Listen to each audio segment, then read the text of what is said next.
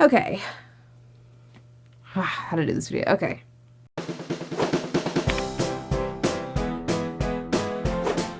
Good morning, Reptilians. Welcome and welcome back to the channel. I'm Elle, and this is Elle's Reptiles. Sorry about not having a video last week. The whole family was sick. This week, the kids start school back, so it's been chaos. This week, we are doing a video that I've tried to figure out how to phrase things and how to do this video, because I just feel like ever since I had a stroke and I am not as independent as I was previously, I have learned a lot of things about keeping reptiles when I'm not at 100%. So this week's video is going to be all about essentially what I've learned, easier ways to keep reptiles, easier reptiles to keep, just all the things that I've learned essentially after being not fully abled. Obviously, this whole video is just my personal opinion. Just because something works for me or doesn't work for me doesn't mean that it will or won't work for you. This week's video is sponsored by our gecko, so make sure to stay until the end of the video to find out all about this awesome company. Let's get started. So just a quick rundown. As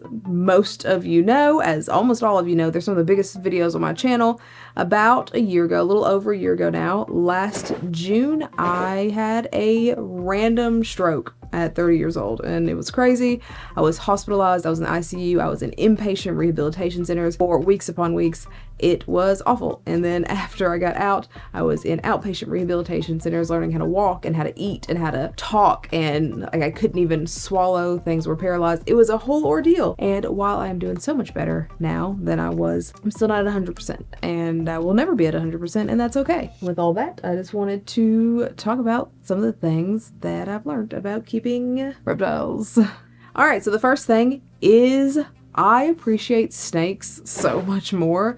I've always said my favorite animals were crested geckos, which I still love crested geckos, of course, or my favorite animals were skinks. They were always lizards, but ever since I can't do everything that I could do before, I have just a new appreciation for snakes. Snakes are hands down one of the easiest reptiles to keep. So with snakes, you only have to feed them once every week, once every 2 weeks, depending on how old they are. They are not using the bathroom every day, so you're not having to clean up as much. They don't have to be taken out of their tank every single day. They're just so easy, and I just appreciate them so much more now. And on that same note, I learned that lizards can be hard sometimes. So things like bearded dragons or blue-tongued skinks, things that have to eat every single day, that gets quite tedious when getting around is difficult, especially bearded dragons who eat salads and bugs all the time.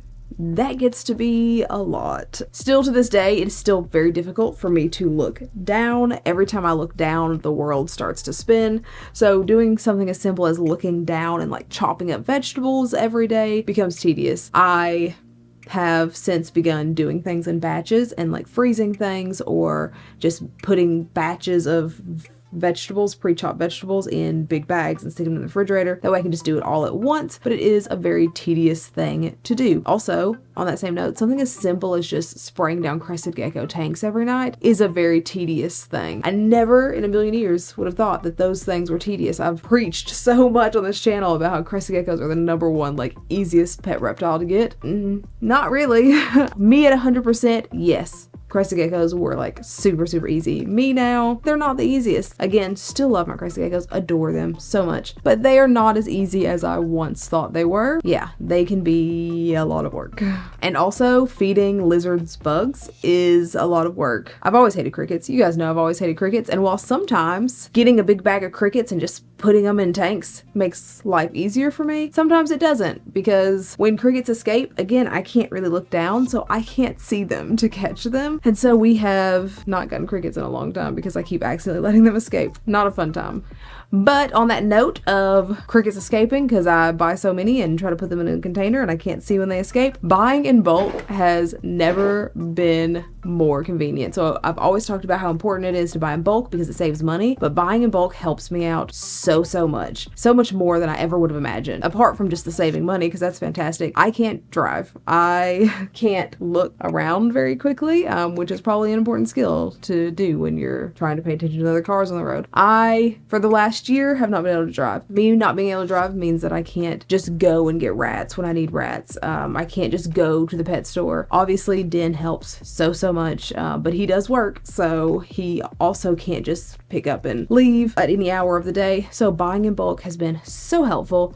We started before all this. Luckily, we already had sources to get lots of bugs from, or lots of rodents from. It is so incredibly helpful not to have to go to the store every few days or once a week to buy those things. One huge thing that I have learned after all this is not to be afraid to ask for help. So I do not like asking for help. I like doing things by myself. I like being an independent human. But when I got home from the hospital and I was bedridden because I couldn't walk, I had to ask for help. Obviously, when I was in the ICU and in the hospital and in the inpatient rehabilitation center, I had to have help. I wasn't at home. I wasn't able to leave. And still to this day, I have to ask him for help every time I clean these water bowls out, because these water bowls are giant. It is so important to be able to ask for help when you need help. Obviously, not everyone has systems of people that can help them, but if you do, make sure to let those people know that you need help. When I got home, it was so hard for me to ask Den something as simple as, can you spray the tanks down? Not because I was scared of asking him, but just because it feels weird to me to ask for help for something so simple. Yeah, he was just always so super reassuring, just like, yeah, just ask me, please ask me, I want to help you, and that made life so much easier. Ask for help.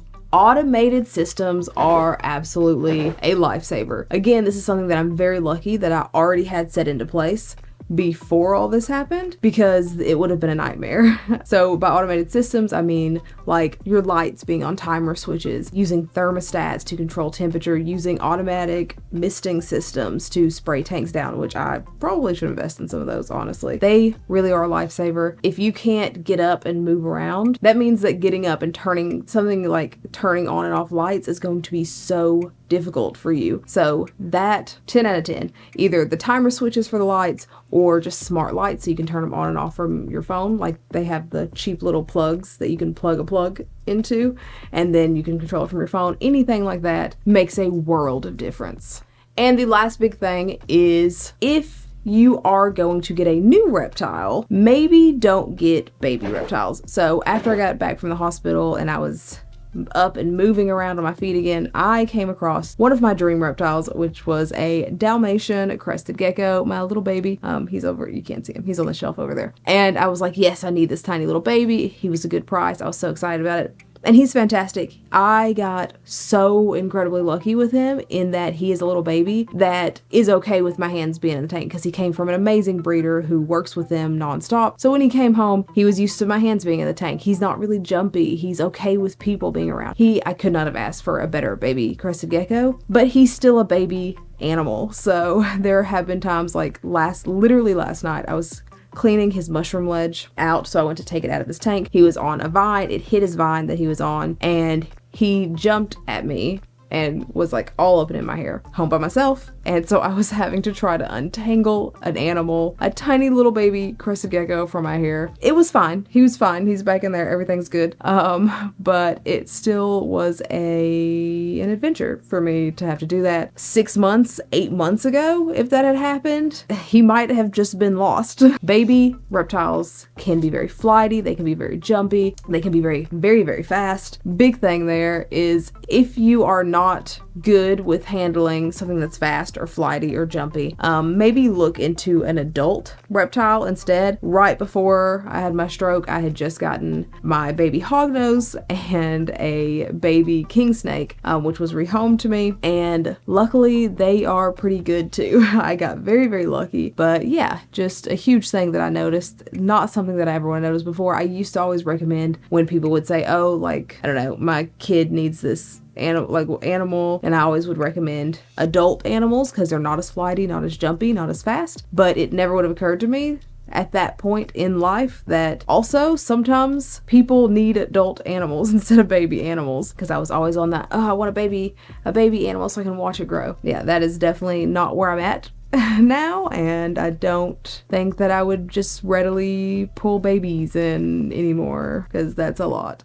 That is it. That is all that I have for this video. It was just Hopefully it was helpful. Maybe it was helpful. Honestly, it was just kind of nice to share with you guys some of the things that I've noticed and learned over this past year. As I said at the beginning of this video is sponsored by iHeartGeckos. iHeartGeckos is an awesome company that makes conversion kits for glass tanks. So just any cheap glass tank you have laying around that you get from a yard sale or from Craigslist, from Facebook, anything like that. This is an inexpensive way to turn those just bland, boring tanks into front opening tanks for a variety of different creatures. You can do so much with these conversion kits. You can do a whole DIY thing. It's awesome. They're super easy to install, literally takes 5 minutes, and then you just need to let it dry, let it air out, and you're good to go. Make sure if you do happen to order one of these from iHeartGeckos.com, you leave Elle's Reptiles in the How Did You Hear About Us box. That way they know that you guys are coming from here. Thank you so much to iHeartGeckos for sponsoring this video. As always, if you aren't already, please feel free to follow me on my socials, like, subscribe, and hit that bell for notifications every single time I put in a new video, which is most Sundays, trying my best, and sometimes I do shorts on Wednesdays. This week's Instagram shout out is here, and this week's shout out is here. Thank you so much for liking, following, subscribing, commenting, sharing,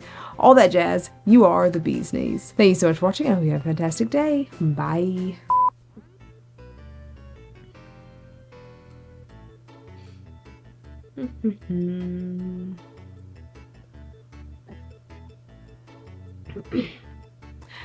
And all that.